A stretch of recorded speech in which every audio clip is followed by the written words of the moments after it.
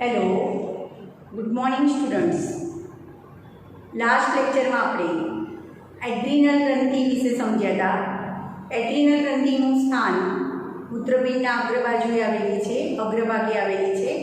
તેમજ એડ્રીનલ ગ્રંથિના બે ભાગો એડ્રીનલ મજ્જક અને એડ્રીનલ બાહ્યક. એડ્રીનલ મજ્જકના બે પ્રકારના અંતઃસ્ત્રાવો જેમ કે એડ્રીનાલિન અને નોર એડ્રીનાલિન અથવા એપિનેફ્રિન અને નોર એપિનેફ્રિન, આ બંને અંતઃસ્ત્રાવોના કાર્ય આપણે સમજ્યા હતા. લડોડિયા ભાગો કે સંકટ સમયની પરિસ્થિતિમાં કાર્ય કરતા અંતઃસ્ત્રાવો છે. ત્યાર પછી આપણે એડ્રીનલ બાહ્યકના ત્રણ ભાગ વિશે સમજ્યા હતા, ત્રણ સ્તર: ઝોના રેટિક્યુલેરિસ, ઝોના પેસિક્યુલેટા, ઝોના ગ્લોમેરુલોઝા. અને એ ત્રણેય સ્તર દ્વારા જે અંતઃસ્ત્રાવો ઉત્પન્ન થાય છે કોર્ટિકોઇડ પ્રકારના, એ દરેક અંતઃસ્ત્રાવોના આપણે કાર્ય સમજ્યા હતા, જેમ કે ગ્લુકોકોર્ટિકોઇડ, મિનેલોકોર્ટિકોઇડ અને સેક્સ કોર્ટિકોઇડ. હવે આગળ આપણે બીજી ગ્રંથિની વાત કરીએ છીએ, તો એ છે સ્વાદુપિંડ. હવે તમને થશે કે સ્વાદુપિંડ એ અંતઃસ્ત્રાવી ગ્રંથિ છે, તો સ્વાદુપિંડ એ પાચક અંગ તરીકે પણ કાર્ય કરે છે અને સ્વાદુપિંડ એ અંતઃસ્ત્રાવી ગ્રંથિ તરીકે પણ કાર્ય કરે છે. તો સ્વાદુપિંડ એ એના અંતઃસ્ત્રાવ અથવા સ્વાદુપિંડ ગ્રંથિ વિશે વર્ણવો, એ તમને ફૂલ ક્વેશ્ચનમાં પૂછી શકાય. અહીંયા તમને સ્વાદુપિંડનો આડો છેદ બતાવ્યો છે, જેમાં ઘણા બધા લેંગરહાંસના કોષપુંજ અને સ્વાદુપિંડની ખંડિકાઓ દેખાય છે. આ જે છે એને સ્વાદુપિંડની ખંડિકાઓ, જે ફૂલ જેવી રીતના દેખાય છે એને સ્વાદુપિંડની ખંડિકાઓ કહેવાય છે, અને વચ્ચે આવેલા કોષોને લેંગરહાંસના કોષપુંજ કહેવાય છે. હવે આપણે સ્વાદુપિંડ ગ્રંથિની વાત કરીએ, તો સ્વાદુપિંડ એ અંતરસ્ત્રાવી તેમજ બહિસ્ત્રાવી ગ્રંથિ તરીકે, એક તો પહેલું સ્વાદુપિંડ એક ખંડિકામય ગ્રંથિ છે, અને આ સ્વાદુપિંડ એ અંતઃસ્ત્રાવી તેમજ બહિસ્ત્રાવી ગ્રંથિ તરીકે વર્તે છે. એ અંતઃસ્ત્રાવી અને બહિસ્ત્રાવી એમ બંને તરીકે કાર્ય કરી અને સંયુક્ત ગ્રંથિ તરીકે વર્તે છે. તો હું તમને સમજાવું કેમ એને અંતઃસ્ત્રાવી ગ્રંથિ કહેવાય અને કેમ એને બહિસ્ત્રાવી ગ્રંથિ કહેવાય. સાથે સાથે એ પણ યાદ રાખજો, સ્વાદુપિંડને નલિકા વિહીન તેમજ નલિકામય ગ્રંથિ તરીકે પણ ઓળખવામાં આવે છે. ત્રણ પ્રકારના કારણ પૂછાય છે: સ્વાદુપિંડ અંતઃસ્ત્રાવી તેમજ બહિસ્ત્રાવી ગ્રંથિ છે, સમજાવો. બીજું કારણ, સ્વાદુપિંડ નલિકામય તેમજ નલિકાવિહીન ગ્રંથિ છે, સમજાવો. ત્રીજું કારણ, સ્વાદુપિંડ અંતઃસ્ત્રાવી તેમજ નલિકાવિહીન ગ્રંથિ છે. ચોથું કારણ, સ્વાદુપિંડ બહિસ્ત્રાવી અને નલિકામય ગ્રંથિ છે, સમજાવો. તો બધાનો જવાબ એક જ છે કે સ્વાદુપિંડ જે છે એમાં સ્વાદુપિંડની ખંડિકાઓ આવેલી હોય છે.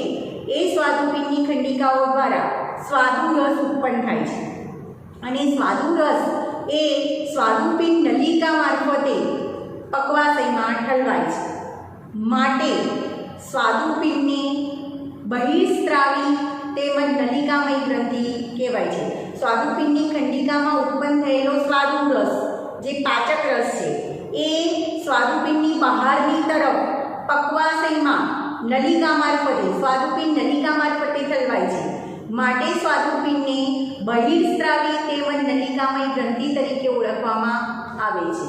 આ સિવાય સ્વાદુપિંડમાં વચ્ચે ઘણા બધા લેંગરહાંસના કોષપુંજો આવેલા હોય છે, જે કેટલાક અંતઃસ્ત્રાવોનો સ્ત્રાવ કરે છે, જેમ કે ગ્લુકાગોન, ઇન્સ્યુલિન અને સોમેટોસ્ટેટિન.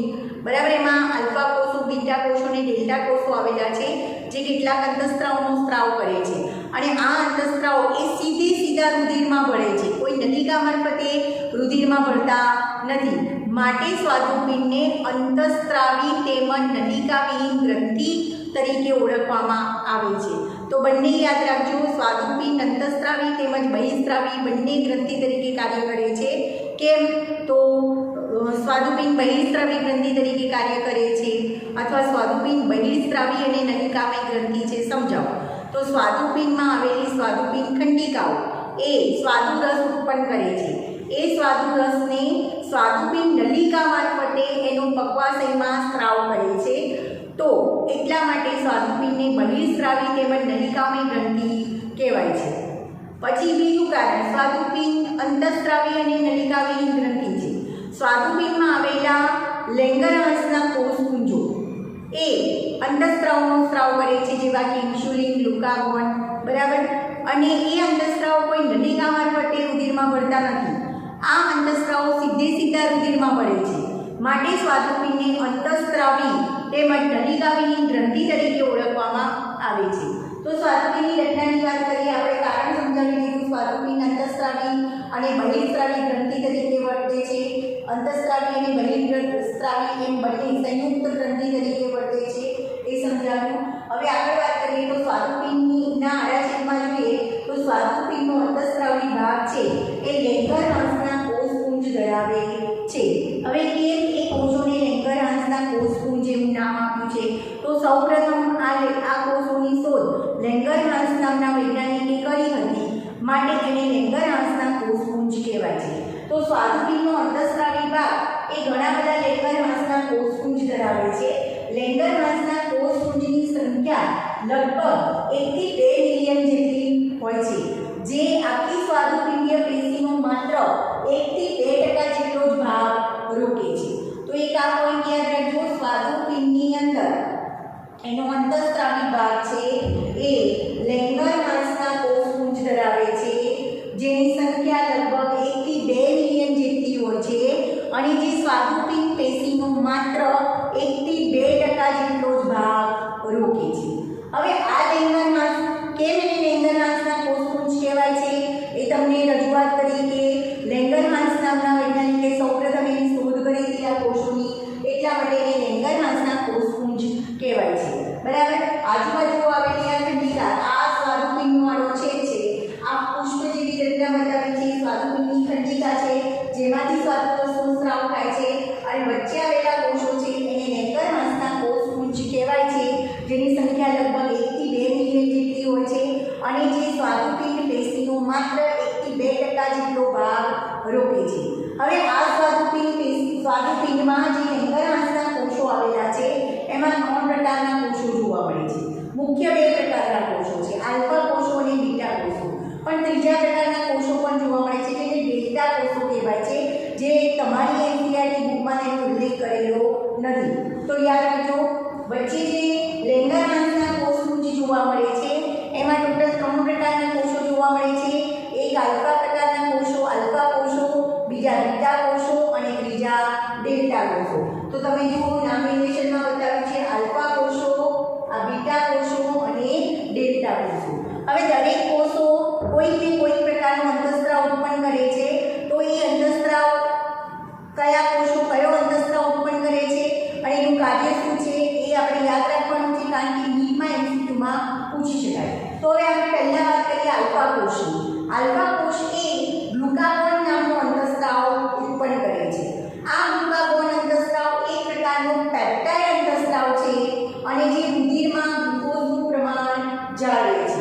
કઈ રીતે જાળવે છે? તો ગ્લુકાગોન અંતઃસ્રાવ રુધિરમાં ગ્લુકોઝનું પ્રમાણ વધારે છે. યાદ રાખજો, રુધિરમાં ગ્લુકોઝનું પ્રમાણ વધારતો અંતઃસ્રાવ કયો છે? તો રુધિરમાં ગ્લુકોઝનું પ્રમાણ વધારતો અંતઃસ્રાવ ગ્લુકાગોન છે. આલ્ફા કોષ દ્વારા કયા પ્રકારનો અંતઃસ્રાવ ઉત્પન્ન થાય છે? તો સ્વાદુપિંડના લેંગરહાંસના આલ્ફા કોષો દ્વારા ગ્લુકાગોન નામનો અંતઃસ્રાવ ઉત્પન્ન થાય છે. આ અંતઃસ્રાવના બંધારણની વાત કરીએ તો ગ્લુકાગોન એક પ્રકારનું પેપ્ટાઇડ અંતઃસ્રાવ છે અને આ ગ્લુકાગોન એ રુધિરમાં ગ્લુકોઝનું પ્રમાણ જાળવવાનું કામ કરે છે. મુખ્ય શું કાર્ય કરે છે? તો રુધિરમાં ગ્લુકોઝનું પ્રમાણ વધારે છે. હવે આપણે જોઈએ કે આ ગ્લુકાગોન રુધિરમાં ગ્લુકોઝનું પ્રમાણ કઈ રીતે વધારે છે? તો આ જે ગ્લુકાગોન અંતઃસ્રાવ છે એ યકૃત કોષો પર કાર્ય કરે છે. યકૃત કોષો પર કાર્ય કરી અને ગ્લાયકોજિનોલાઇસિસની પ્રક્રિયાને ઉત્તેજે છે. હવે તમારે એ યાદ રાખવાનું છે કે ગ્લાયકોજિનોલાઇસિસ એટલે શું? તો ગ્લાયકોજિનોલાઇસિસ કોને કહેવાય? તો આ જે આલ્ફા કોષ દ્વારા ગ્લુકાગોન ઉત્પન્ન થાય છે એ ગ્લુકાગોન યકૃત કોષો પર કાર્ય કરી ગ્લાયકોજિનોલાઇસિસની પ્રક્રિયાને ઉત્તેજે છે, એટલે કે ગ્લાયકોજનનું ગ્લુકોઝમાં રૂપાંતર કરે છે અને રુધિરમાં શર્કરાનું પ્રમાણ અથવા તો રુધિરમાં ગ્લુકોઝનું પ્રમાણ વધારે છે. એટલે ગ્લુકાગોન અંતઃસ્રાવ એ રુધિરમાં ગ્લુકોઝનું પ્રમાણ વધારે છે માટે અથવા તો ગ્લુકાગોન અંતઃસ્રાવના કારણે રુધિરમાં ગ્લુકોઝનું પ્રમાણ વધે છે માટે એને હાઇપરગ્લાયસેમિયા અંતઃસ્રાવ તરીકે ઓળખવામાં આવે છે. તો એમસીક્યુમાં પૂછી શકાય કયો અંતઃસ્રાવ હાઇપરગ્લાયસેમિયા અંતઃસ્રાવ અંતઃસ્રાવ છે ગ્લુકાગોન, કારણ કે રુધિરમાં ગ્લુકોઝનું પ્રમાણ વધારે છે. બીજું આ અંતઃસ્રાવ છે એ ગ્લુકાગોન કોષીય સ્તરે ગ્લુકોઝનું ગ્રહણ અને વપરાશમાં ઘટાડો કરે છે અને કોષીય સ્તરે ગ્લુકોઝના ગ્રહણ અને વપરાશમાં ઘટાડો કરે છે અને રુધિરમાં એનો વધારો કરે છે, એટલે કે કોષમાંથી એનું શોષણ કરી અને એને રુધિરમાં ઠાલવે છે. એમ કહી શકાય કે ગ્લુકાગોન એ ગ્લુકોનિયોજેનેસિસની પ્રક્રિયાને પણ ઉત્તેજે છે. અહીંયા 3 પ્રક્રિયાઓના નામ યાદ રાખવાના છે. ત્રણે સેમ જેવું લાગે છે પણ દરેક પ્રક્રિયા અલગ અલગ છે. ગ્લુકાગોન એ ગ્લુકોનિયોજેનેસિસની પ્રક્રિયાને ઉત્તેજે છે. તો ગ્લુકોનિયોજેનેસિસ એટલે શું? તો ગ્લુકાગોન અંતઃસ્રાવ એ પ્રોટીન અને લિપિડનું પણ પાછું ગ્લુકોઝમાં રૂપાંતર કરે છે, પરિણામે પાછું રુધિરમાં ગ્લુકોઝનું પ્રમાણ વધે છે. એટલા માટે એને હાઇપરગ્લાયસેમિયા અંતઃસ્રાવ કહેવાય. ટૂંકમાં એમ કહી શકાય કે ગ્લુકાગોન એ રુધિરમાં ગ્લુકોઝનું પ્રમાણ વધારે છે. કઈ રીતે? તો એ યકૃત કોષો પર કાર્ય કરી અને ગ્લાયકોજેનોલાઇસિસની પ્રક્રિયાને ઉત્તેજે છે. ગ્લાયકોજેનોલાઇસિસ એટલે શું? તો એ ગ્લાયકોજનનું ગ્લુકોઝમાં રૂપાંતરણ કરે છે, રુધિરમાં રહેલા ગ્લાયકોજનનું ગ્લુકોઝમાં રૂપાંતરણ કરે છે. બીજું એટલે પરિણામે રુધિરમાં ગ્લુકોઝનું પ્રમાણ અથવા શર્કરાનું પ્રમાણ વધે છે. બીજું ગ્લુકાગોન એ કોષીય સ્તરે ગ્લુકોઝના ગ્રહણ અને વપરાશમાં ઘટાડો કરે છે અને ગ્લુકાગોન એ ગ્લુકોનિયોજેનેસિસની પ્રક્રિયાને પણ ઉત્તેજે છે. તો ગ્લુકોનિયોજેનેસિસ એટલે શું? તો પ્રોટીન અને લિપિડનું પણ પાછું રુધિરમાં ગ્લુકોઝમાં રૂપાંતર કરે. તો ટૂંકમાં 2 પ્રક્રિયા દ્વારા ગ્લુકાગોન અંતઃસ્રાવ ગ્લાયકોજેનોલાઇસિસ દ્વારા ગ્લાયકોજનનું ગ્લુકોઝમાં રૂપાંતર કરે છે અને ગ્લુકાગોન ગ્લુકોનિયોજેનેસિસની પ્રક્રિયા દ્વારા પ્રોટીન અને લિપિડનું ગ્લુકોઝમાં રૂપાંતર કરે છે, પરિણામે રુધિરમાં ગ્લુકોઝનું પ્રમાણ વધારવાનું કામ કરે છે. એટલે કે ગ્લુકાગોન અંતઃસ્રાવના કારણે રુધિરમાં ગ્લુકોઝનું પ્રમાણ વધે છે, માટે ગ્લુકાગોનને હાઇપરગ્લાયસેમિયા અંતઃસ્રાવ તરીકે ઓળખવામાં આવે છે. અને આ ગ્લુકાગોન કોષીય સ્તરે ગ્લુકોઝના ગ્રહણ અને એની વપરાશની વપરાશમાં ઘટાડો કરે છે અને રુધિરમાં એનો વધારો કરે છે. આગળ વાત કરીએ તો બીટા કોષો એ ઇન્સ્યુલિન પ્રકારના અંતઃસ્રાવનો સ્રાવ કરે છે. ઇન્સ્યુલિન પણ એક પ્રકારનો પેપ્ટાઇડ અંતઃસ્રાવ છે. દરેક અંતઃસ્રાવના તમારે બંધારણ યાદ રાખવાના છે કે મુખ્ય પેપ્ટાઇડ પ્રકારના અંતઃસ્રાવ, સ્ટીરોઇડ પ્રકારના અંતઃસ્રાવો હોય છે, બરાબર. તો બીટા કોષો દ્વારા ઇન્સ્યુલિન નામના અંતઃસ્રાવનો સ્રાવ થાય છે. આ ઇન્સ્યુલિન પેપ્ટાઇડ પ્રકારના અંતઃસ્રાવ છે. ઇન્સ્યુલિન પણ રુધિરમાં ગ્લુકોઝનું પ્રમાણ જાળવે છે અથવા રુધિરમાં ગ્લુકોઝની સમસ્થિતિનું નિયમન કરે છે. કઈ રીતે? તો ઇન્સ્યુલિન એ યકૃત કોષો અને મેદપૂર્ણ પેશી પર કાર્ય કરી અને ગ્લુકોઝના કોષીય ગ્રહણ અને વપરાશમાં વધારો કરે છે. એટલે કે કોષોમાં ગ્લુકોઝનું ગ્રહણ અને વપરાશ વધે છે, પરિણામે રુધિરમાંથી ગ્લુકોઝ યકૃત કોષો અને મેદપૂર્ણ પેશીમાં સ્થળાંતર પામશે. પરિણામે શું થશે? તો રુધિરમાં ગ્લુકોઝનું પ્રમાણ ઘટશે. યાદ રાખજો કે ઇન્સ્યુલિન અંતઃસ્રાવ શું કાર્ય કરે છે? ઇન્સ્યુલિન અંતઃસ્રાવ યકૃત કોષો અને મેદપૂર્ણ પેશી પર કાર્ય કરે છે અને ગ્લુકોઝના કોષીય ગ્રહણ અને વપરાશમાં વધારો કરે છે. પરિણામે રુધિરમાં રહેલું ગ્લુકોઝ એ ઘટે છે. રુધિરમાંથી ગ્લુકોઝ ક્યાં જાય છે?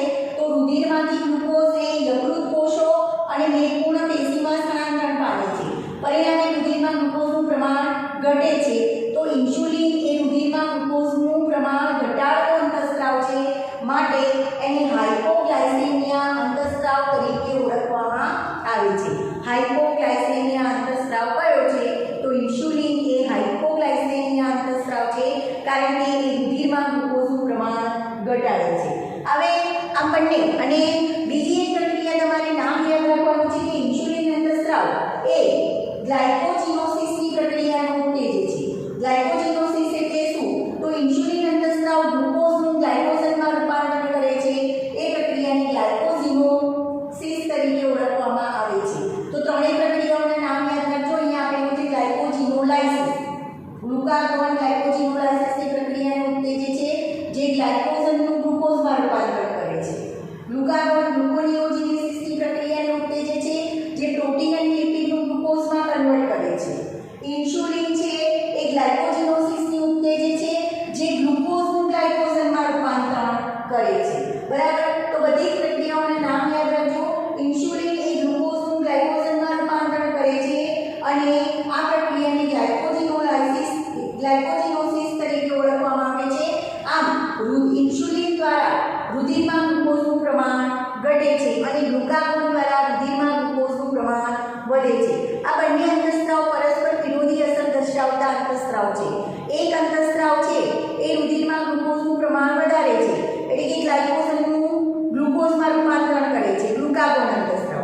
અને ઇન્સ્યુલિન અંતઃસ્રાવ છે એ રુધિરમાં ગ્લુકોઝનું પ્રમાણ ઘટાડે છે, એટલે કે ગ્લુકોઝનું પાછું ગ્લાયકોજનમાં કન્વર્ટ કરે છે.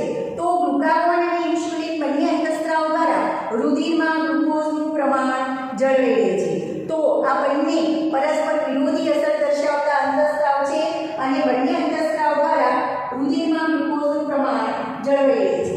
હવે આપણે વાત કરીએ, જો રુધિરમાં ઇન્સ્યુલિનનો ઓછો અંતઃસ્રાવી ગ્રંથિ દ્વારા બીટા કોષો દ્વારા ઇન્સ્યુલિન ઓછા પ્રમાણમાં ઉત્પન્ન થતું હોય અથવા તો ઉત્પન્ન જ ના થતું હોય અથવા તો ઉત્પન્ન થતું હોય તો એને જે કોષો પર કાર્ય કરવાનું છે યકૃત કોષો અને મેદપૂર્ણ પેશી ત્યાં સુધી એ પહોંચી શકતું ન હોય તો એના કારણે લાંબા સમય સુધી રુધિરમાં ગ્લુકોઝનો ભરાવો થાય છે અને લાંબા સમય સુધી રુધિરમાં ગ્લુકોઝનો ભરાવો થવાની પરિસ્થિતિને હાઇપરગ્લાયસેમિયા તરીકે ઓળખવામાં આવે છે અને એના કારણે ડાયાબિટીસ મેલિટસ નામનો રોગ થાય છે.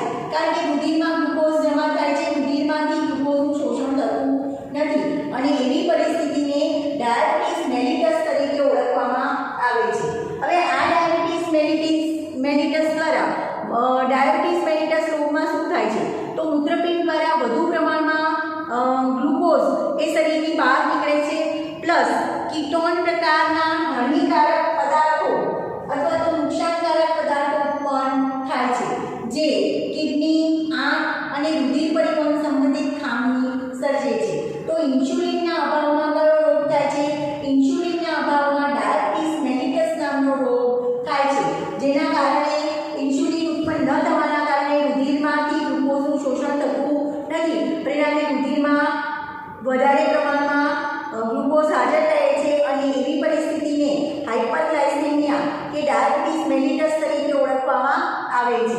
હવે આવી પરિસ્થિતિમાં જ્યારે ઇન્સ્યુલિન ઉત્પન્ન ના થતું હોય અને જ્યારે વ્યક્તિને ડાયાબિટીસ મેલિટસ રોગ થયો હોય ત્યારે શું થાય છે તો મૂત્રપિંડ દ્વારા વધુ પ્રમાણમાં ગ્લુકોઝનું બહાર નિકાલ થાય છે અને હાનિકારક પદાર્થો કીટોન જેવા નુકસાનકારક પદાર્થો ઉત્પન્ન થાય છે જે શરીરના અંગોને ડેમેજ કરે છે. શરીરના મુખ્ય અંગો ડાયાબિટીસ મેલિટસ રોગમાં શરીરના ડાયાબિટીસ મેલિટસ નામનો જે રોગ છે એમાં શરીરના મુખ્ય અંગો જેવા કે મૂત્રપિંડ એટલે કે કિડની, દ્રષ્ટિ સંબંધિત આંખ અને રુધિર પરિવહન સંબંધિત હૃદય, આ ત્રણેય મુખ્ય અંગો હૃદય, આંખ અને મૂત્રપિંડ ત્રણેય અંગોને નુકસાન થાય છે. બરાબર. હવે આ ડાયાબિટીસ મેલિટસના ચિહ્નો શું છે તો વધુ પડતો મૂત્રસ્રાવ થાય છે, વધુ પડતી તરસ લાગે છે અને વધુ ખાવાની ઈચ્છા થાય છે. એ ડાયાબિટીસ મેલિટસના ચિહ્નો છે. વધારે ભૂખ લાગવી, વધારે તરસ લાગવી અને વધુ મૂત્રસ્રાવ થવો એ ડાયાબિટીસ મેલિટસના ચિહ્નો છે. હવે આ ડાયાબિટીસ મેલિટસને નિયંત્રણ રાખવા શું કરવું જોઈએ તો જે રુધિરમાં ગ્લુકોઝ છે એ ગ્લુકોઝ વાપરી નાખવો પડે તો યોગ્ય આહાર નિયંત્રણ દ્વારા, જેમ કે ગળી વસ્તુ ન ખાઈએ તો રુધિરમાં શરીરમાં ગ્લુકોઝ ઓછા પ્રમાણમાં જાય છે, અથવા તો આપણે જે બીજા કાર્બોહાઈડ્રેટ, એવું નથી કે ગળી વસ્તુ ખાવાથી જ ગ્લુકોઝ મળે છે, પણ જે આપણે કાર્બોહાઈડ્રેટ ને બધું ખાઈએ છીએ એમાંથી એ છેવટે ગ્લુકોઝમાં કન્વર્ટ થાય છે. તો યોગ્ય આહાર નિયંત્રણ, શારીરિક પરિશ્રમ કરીએ અને બહારથી ઇન્સ્યુલિનની સારવાર આપવામાં આવે, કાં તો ગોળી સ્વરૂપે કાં તો ઇન્જેક્શન સ્વરૂપે, તો આ ડાયાબિટીસ મેલિટસને કંટ્રોલમાં રાખી શકાય છે. બરાબર. તો સ્વાદુપિંડ ગ્રંથિ વિશે ડિટેલમાં તમને ફૂલ ક્વેશ્ચન તરીકે 3 માર્ક્સમાં અથવા 4 માર્ક્સમાં પૂછી શકાય કે સ્વાદુપિંડ ગ્રંથિ વર્ણવો અથવા સ્વાદુપિંડ ગ્રંથિના અંતઃસ્ત્રાવો સમજાવો. તો ફરી ધ્યાન રાખજો, અહીંયા તમને આકૃતિ આપી છે એ સ્વાદુપિંડનો અનુપ્રસ્થ છેદ આપેલો છે. બરાબર. સ્વાદુપિંડના અનુપ્રસ્થ છેદ, સ્વાદુપિંડ એક ખંડિકાવી ગ્રંથિ છે જેમાં અહીંયા સાઈડ ઉપરની જે બહારના ભાગમાં જે રચના દેખાય છે જેને સ્વાદુપિંડ ખંડિકાઓ તરીકે ઓળખવામાં આવે છે. આવી ઘણી બધી સ્વાદુપિંડ ખંડિકાઓ હોય છે જે સ્વાદુરસ ઉત્પન્ન કરે છે અને સ્વાદુપિંડના વચ્ચેના ભાગમાં ઘણા બધા ટેન્ડર હંસના કોષપુંજો આવેલા હોય છે. તો આપણે એની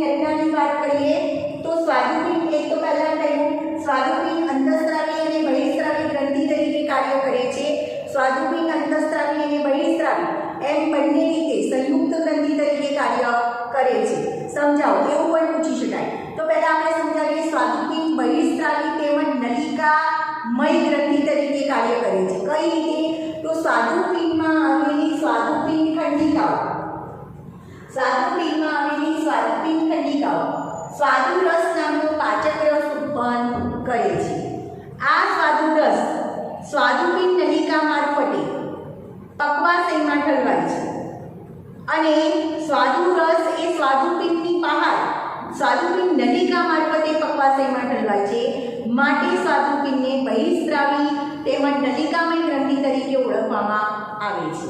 હવે બીજું કારણ રજૂ કરીએ તો સ્વાદુપિંડની રચનાની આપણે વાત કરીએ. સ્વાદુપિંડનો અંતઃસ્રાવી ભાગ આવા ઘણા બધા લેંગરહાન્સના કોષપુંજ ધરાવે છે, જેની સંખ્યા લગભગ 1 થી 2 મિલિયન જેટલી હોય છે. જેમ કહી શકાય કે સ્વાદુપિંડ પેશીનો માત્ર 1 થી 2% જેટલો જ ભાગ રોકે છે. આ 1 થી 2 મિલિયન જેટલા લેંગરહાન્સના કોષપુંજો એ સ્વાદુપિંડ પેશીનો માત્ર 1 થી 2% ભાગ જ રોકે છે. તો આ લેંગરહાન્સના કોષપુંજો છે એમાં 3 પ્રકારના કોષો જોવા મળે છે: આલ્ફા કોષો, બીટા કોષો અને ડેલ્ટા કોષો. આ ત્રણેય પ્રકારના અંતઃસ્ત્રાવ કોષો એ કેટલાક એક અંતઃસ્ત્રાવનો સ્ત્રાવ કરે છે. એટલા માટે અને એ અંતઃસ્ત્રાવો એ કોઈ નલિકા મારફતે નહીં પણ સીધા રુધિરમાં ભળે છે. માટે સ્વાદુપિંડને અંતઃસ્ત્રાવી તેમજ નલિકા વિહીન ગ્રંથિ તરીકે ઓળખવામાં આવે છે. સ્વાદુપિંડના લેંગરહાન્સના કોષપુંજો અંતઃસ્ત્રાવનો સ્ત્રાવ કરે છે, જે સીધા રુધિરમાં ભળે છે.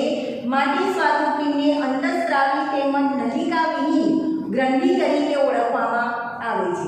સ્વાદુપિંડની રચનાની વાત કરીએ તો સ્વાદુપિંડનો અંતઃસ્રાવી ભાગ જે લેંગરહાન્સના કોષપુંજ ધરાવે છે, જે 1 થી 2 મિલિયન જેટલી એની સંખ્યા છે અને સ્વાદુપિંડ પેશીનો લગભગ 1 થી 2% જેટલો જ ભાગ રોકે છે.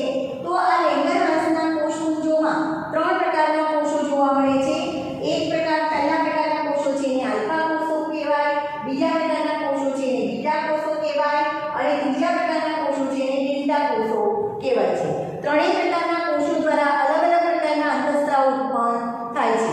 પહેલા આપણે વાત કરીએ આલ્ફા પ્રકારના કોષો.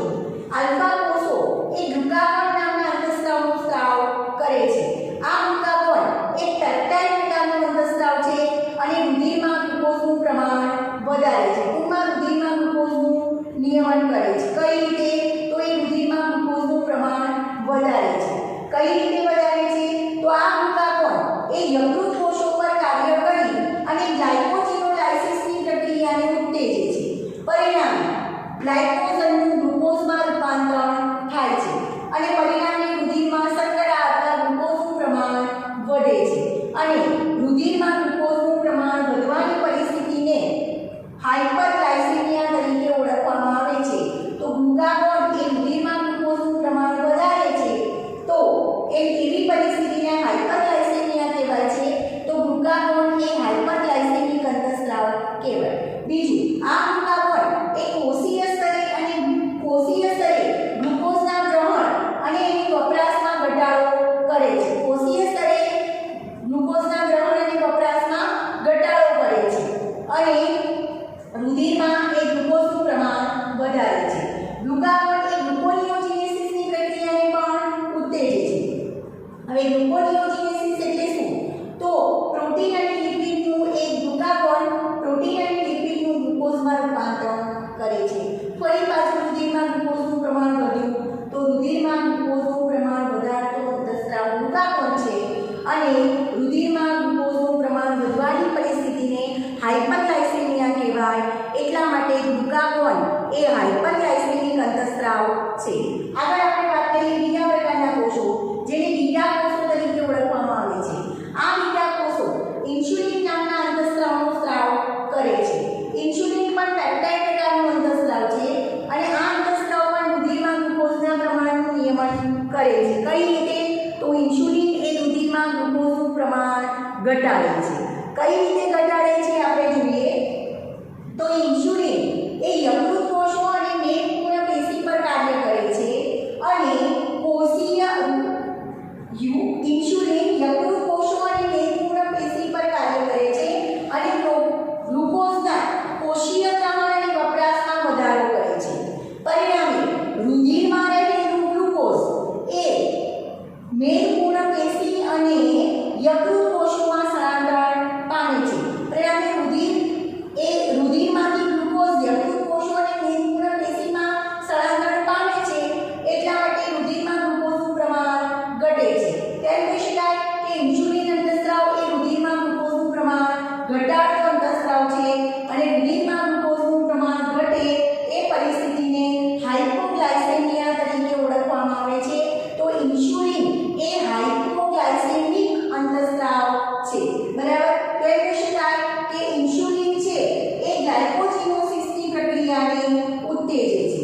ગ્લાયકોજેનોસિસ એટલે શું? તો ગ્લાયકોજેનોસિસ એટલે કે ગ્લુકોઝનું ગ્લાયકોઝનમાં રૂપાંતર, બરાબર. તો ઇન્સ્યુલિન એ ગ્લાયકોજેનોસિસની પ્રક્રિયાને ઉત્તેજી ગ્લુકોઝનું ગ્લાયકોઝનમાં રૂપાંતર કરે છે અને રુધિરમાં ગ્લુકોઝનું પ્રમાણ ઘટાડે છે. એવી પરિસ્થિતિને હાઇપોગ્લાયસેમિયા કહેવાય અને ઇન્સ્યુલિનને હાઇપોગ્લાયસેમિક અંતઃસ્ત્રાવ કહેવાય. આ બંને અંતઃસ્ત્રાવ ગ્લુકાગોન અને ઇન્સ્યુલિન એ બંને અંતઃસ્ત્રાવ પરસ્પર વિરોધી અસર દર્શાવતા અંતઃસ્ત્રાવ છે. ગ્લુકાગોન અંતઃસ્ત્રાવ એ રુધિરમાં ગ્લુકોઝનું પ્રમાણ વધારે છે. ઇન્સ્યુલિન અંતઃસ્ત્રાવ રુધિરમાં ગ્લુકોઝનું પ્રમાણ ઘટાડે છે. જેમ એમ લાગે કે રુધિરમાં હવે ગ્લુકોઝનું પ્રમાણ ઘટ્યું છે તો ગ્લુકાગોન અંતઃસ્ત્રાવ ઉત્પન્ન થશે અને રુધિરમાં ગ્લુકોઝનું પ્રમાણ વધારશે. એવું લાગે કે હવે ગ્લુકોઝનું પ્રમાણ રુધિરમાં બહુ બધું વધી ગયું છે ત્યારે ઇન્સ્યુલિન ઉત્પન્ન થાય અને ઇન્સ્યુલિન એ રુધિરમાં ગ્લુકોઝનું પ્રમાણ ઘટાડે છે. આ બંને અંતઃસ્ત્રાવોની સંયુક્ત અસરથી રુધિરમાં ગ્લુકોઝનું નિયમન થાય છે. એટલે ગ્લુકાગોન અને ઇન્સ્યુલિન એ પરસ્પર વિરોધી અસર દર્શાવતા અંતઃસ્ત્રાવો છે. બીજી આપણે વાત કરીએ, જો લાંબા સમય સુધી ઇન્સ્યુલિનનો સ્વાદુપિંડની બીટા કોષો દ્વારા જે ઇન્સ્યુલિન ઉત્પન્ન થાય છે એ ઓછા પ્રમાણમાં ઉત્પન્ન થતું હોય અથવા ઉત્પન્ન થતું ના હોય તો એવા સંજોગોમાં શું થાય છે? રુધિરમાંથી ગ્લુકોઝનું શોષણ થતું નથી. પરિણામે રુધિરમાં ગ્લુકોઝનો ભરાવો થાય છે એટલે કે હાઇપરગ્લાયસેમિયાની પરિસ્થિતિ સર્જાય છે. અને આ લાંબા સમયની હાઇપરગ્લાયસેમિયાની પરિસ્થિતિ એ ડાયાબિટીસ મેલિટસ રોગ તરફ પ્રેરે છે અથવા ડાયાબિટીસ મેલિટસ રોગ પ્રેરે છે. ડાયાબિટીસ મેલિટસ રોગમાં વધુ પડતો ગ્લુકોઝ યુરિન મારફતે એટલે કે મૂત્ર દ્વારા બહાર નીકળે છે અને કીટોન પ્રકારના નુકસાનકારક પદાર્થોનું નિર્માણ પ્રેરે છે. તો આ ડાયાબિટીસ મેલિટસ રોગમાં શું થાય છે? ઇન્સ્યુલિનના અભાવના કારણે રુધિરમાંથી ગ્લુકોઝનું શોષણ થતું નથી. પરિણામે રુધિરમાં ગ્લુકોઝનો ભરાવો થાય છે. આ ડાયાબિટીસ મેલિટસ રોગમાં મુખ્યત્વે આંખ દ્રષ્ટિ સંબંધિત ખામી, હૃદય રુધિર પરિવહન સંબંધિત ખામી અને કિડની મૂત્રપિંડ